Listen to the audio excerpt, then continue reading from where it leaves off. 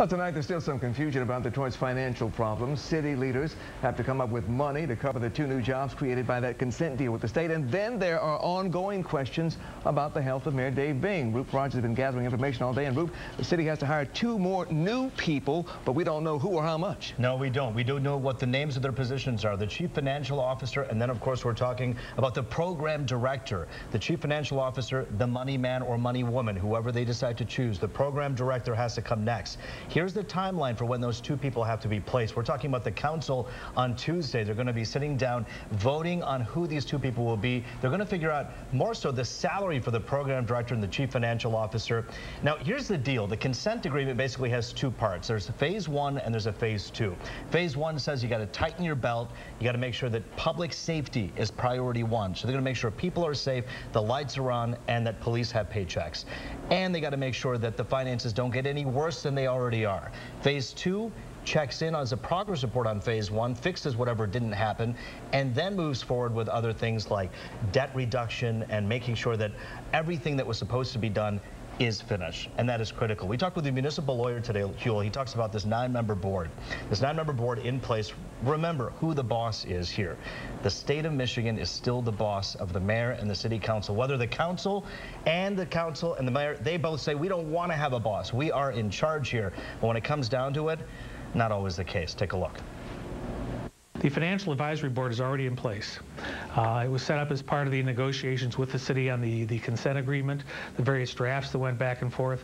We're now at a point where the city's got to appoint a chief financial officer and a program director. These are 2 very critical positions going forward, especially the program director, because he's going to be charged with the responsibility of seeing that these phase 1 reforms take place. Now, of course, Mayor Dave Bing still recovering from an operation. We wish him the very best, but that also brings up another important question. Who's in charge if the mayor cannot perform his duties? And the question then becomes, what is? When you talk about is incapacitated, is the office actually vacant? At this point, the city will tell you no. The mayor is very much in charge. He is the mayor of the city of Detroit, but the deputy mayor is the boots. He has the boots on the ground. He's the one who's going to all the meetings, making all the contacts, talking to people.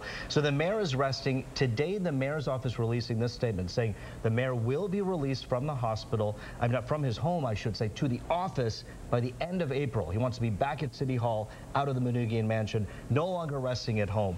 But in the meantime, there is something in the city charter that says that the city council can sit down with the president and 3 members, and they can go to the courts and actually petition to take over the position of mayor as city council president.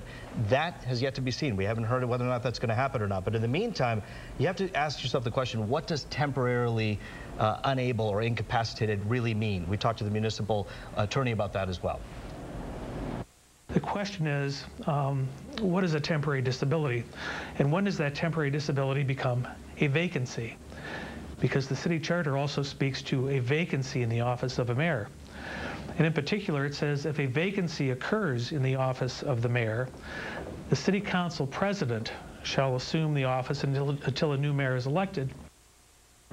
Here's an important question, too, though. Is there a timetable?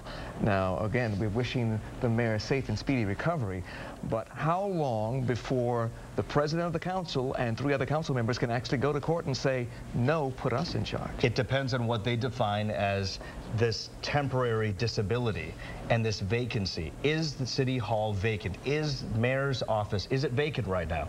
The deputy mayor is doing much of the responsibility. The mayor is still doing his responsibilities, not from City Hall. So the question then becomes the vacancy. Is it technically a vacancy after how long? This is all up to the courts, and it's all language. But at this time, we can tell you, City Council President Charles Pugh has done nothing but wish the very best for Mayor Bing's recovery. And again, the mayor today, he was saying, hey, I'm coming back to work. I'll be back at City Hall. Just give me till the end of April. And we're also hearing that the mayor is actively involved in the process. Even though he's at home, he is still reading these documents, going over these documents, these legal technicalities, and is an important part of the process. And Huel, we have not even seen but 1 picture or 2 pictures of him. That was last week, but I got to tell you something. I asked the mayor's office today, are we going to see any more pictures of the mayor? They said, no, you won't see any more pictures, but he may speak by the end of the week to the media. Well, we hope so. Rupe, thank you for the information. Yep.